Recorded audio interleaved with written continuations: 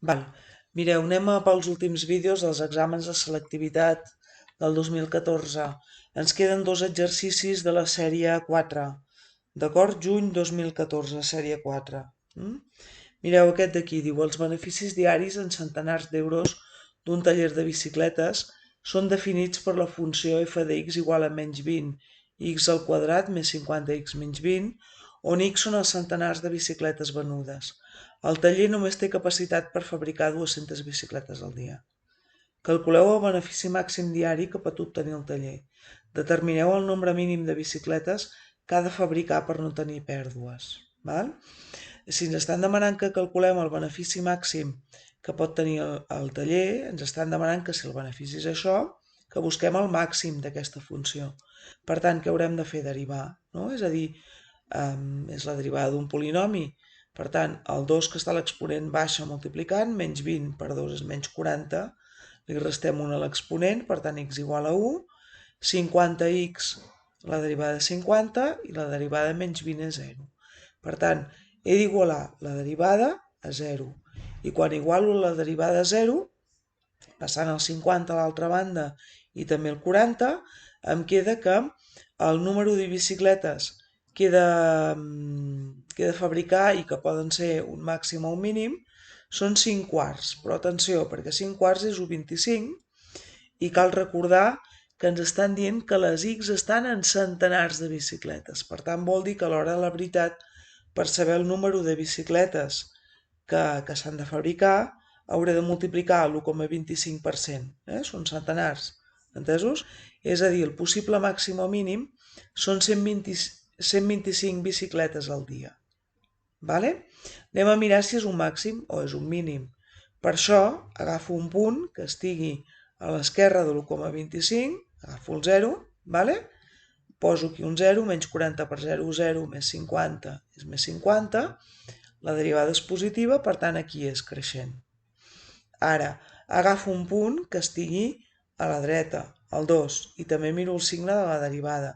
Menys 40 per 2 és menys 80, més 50, dona menys 30 que és negatiu, per tant, aquí és decreixent. Sí? És a dir, el màxim està, el benefici màxim, està a 125 bicicletes diàries. Però, atenció, no ens demanen el nombre de bicicletes, sinó el benefici màxim. I la funció benefici és aquesta d'aquí. Per tant, haurem de substituir aquí per 1,25. Vale? Per 1,25.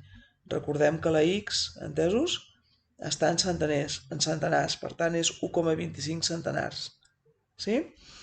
Ho fem. Vale? És a dir, substitueixo la funció per 1,25 i quan substitueixo resulta que el càlcul em dona 1.125. El benefici, atenció, el càlcul, perdó, em dona 11,25, però hem de recordar que, igual que les bicicletes, el benefici està en centenars d'euros. És a dir, és 11,25 centenars d'euros. Si multiplico per 100, tindré que el benefici és 1.125. Vale? Per tant, el benefici màxim és 1.125. Ara, anem a veure què ens diu l'apartat B. L'apartat B ens diu que determinem el nombre mínim de bicicletes que ha de fabricar per no tenir pèrdues. Per això he fet un petit esbós de la gràfica, calculant el següent. Fixeu-vos, aquí no m'ha quedat gaire bé, però representa que és que a 1,25 tenim el màxim, que és 11,25, vale? Potser en realitat hauria d'estar una mica més amunt i aquest una mica més a la dreta, però la idea és aquesta. I ara el primer que faig és calcular, si no fabriquéssim cap bicicleta, quins serien els beneficis? És a dir, jo me'n vaig aquí i substitueixo la x per 0. Vale? Quan ho acabi de calcular us diré el per què ho faig. Substitueixo la x per 0. I resulta que quan poso un 0 aquí, això se m'anul·la, això també, i això és menys 20. Vale? Per tant, en realitat no tinc beneficis, sinó que tinc menys 20 centenars d'euros. És a dir, menys 20% són menys 2.000, tinc unes pèrdues de 2.000 euros. També calculo aquest punt d'aquí. Vale? Aquest punt d'aquí el calculo i miro a veure què passa quan estem fabricant 200 bicicletes. Substitueixo la funció i em surt que quan fabrico 200 bicicletes no hi ha ni benefici ni pèrdues, d'acord? Per què he buscat aquests punts d'aquí? Doncs perquè tenint només el màxim no em faig una idea ben bé de com és l'esbós d'aquesta funció. Jo sé que serà una paràbola, val? Serà una paràbola. Per tant, si aquí tinc el vèrtex, és a dir, el màxim en aquest cas, si calculo aquest punt d'aquí, ja en tinc un altre per dibuixar, i si calculo el que val a 0, no? Doncs ja en tinc un altre. D'acord? És a dir, la funció en realitat, com que menys 10 bicicletes no les podem fabricar, sabem que aquesta funció ha de començar a 0. Com a mínim, el que faré és no fabricar cap bicicleta. D'acord? I ens estan dient que com a molt només en podem fabricar 200, és a dir, 2 centenars. Vale? Fixeu-vos, què ens diu l'apartat B? L'apartat B ens diu que determinem el nombre mínim de bicicletes que ha de fabricar per no tenir pèrdues. Aquí no tenim pèrdues, però aquest no és el nombre mínim. Aquest és el nombre màxim de bicicletes que es pot fabricar. D'acord? Sí que és veritat que amb aquest nombre màxim no tenim pèrdues, però ens demana el nombre mínim. Quin és el nombre mínim? Doncs mireu, si la funció comença per aquí, no? D'acord? És el punt de tall, no? Aquí hi ha un punt de tall en el que no tinc ni beneficis ni pèrdues. A la que passo cap aquí, la Y ja és negativa, per tant ja tinc pèrdues. I a la que tiro cap aquí és positiva, ja tinc beneficis, no? És a dir, aquí, aquest punt de tall és el que he de trobar. I com es busca aquest punt de tall? Aquest punt de tall és el punt de tall amb l'eix d'abscisses, és a dir, és quan Y, quan la F val 0.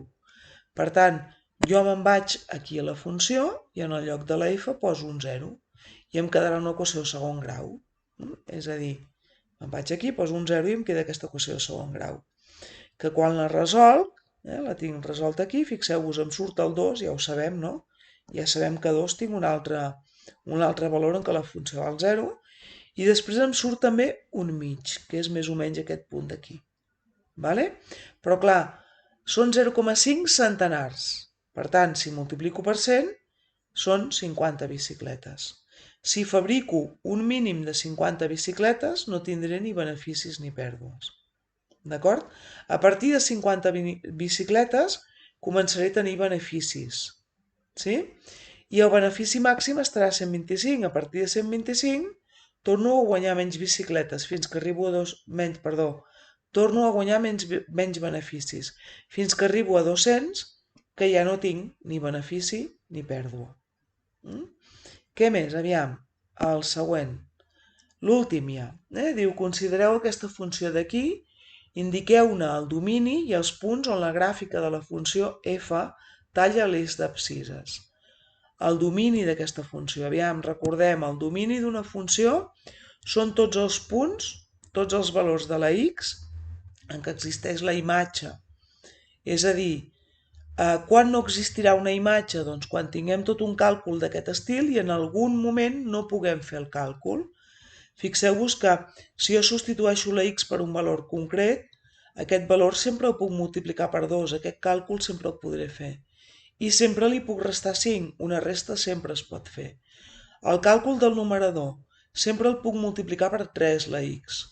I sempre li puc restar 4, per tant, ni aquí estarà el problema. On estarà el problema amb la divisió? La divisió no sempre es pot fer. I quan no es pot fer? Quan el denominador és 0. Per tant, si igualo el denominador a 0, veuré que en aquest punt no puc fer aquesta divisió i, per tant, aquest punt no té imatge, és a dir, aquest punt no és del domini. Què serà el domini, doncs? Doncs seran tots els reals, tots els números, menys aquest punt que he trobat. Vale? També em demanen els punts de tall a l'eix d'abscisses. Els punts de tall a l'eix d'abscisses es produeixen quan y és un 0. Vale? És a dir, quan f és 0.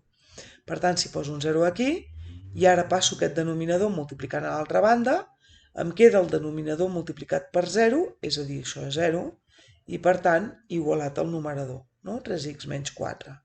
Si ara passo el 4 a l'altra banda, tinc que la x ha de ser 4 terços.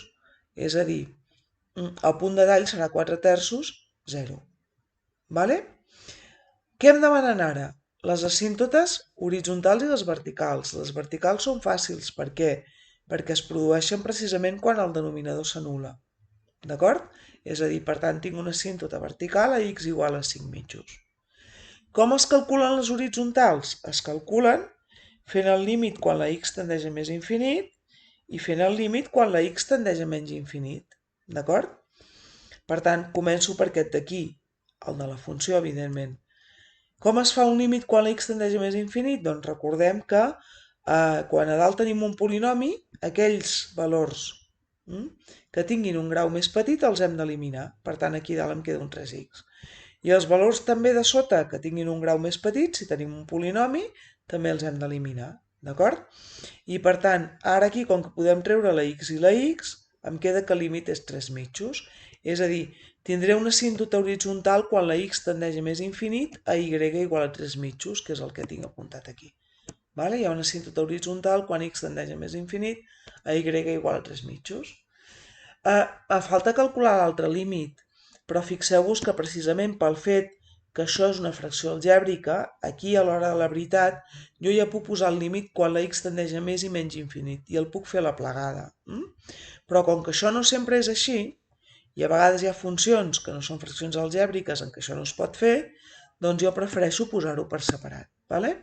Ara bé, posar-ho per separat no vol dir que torni a fer tot el càlcul, perquè evidentment quan la x tendeix a menys infinit també eliminaré aquest menys 4 i aquest menys 5, després eliminaré les x i em sortirà 3 mitjos.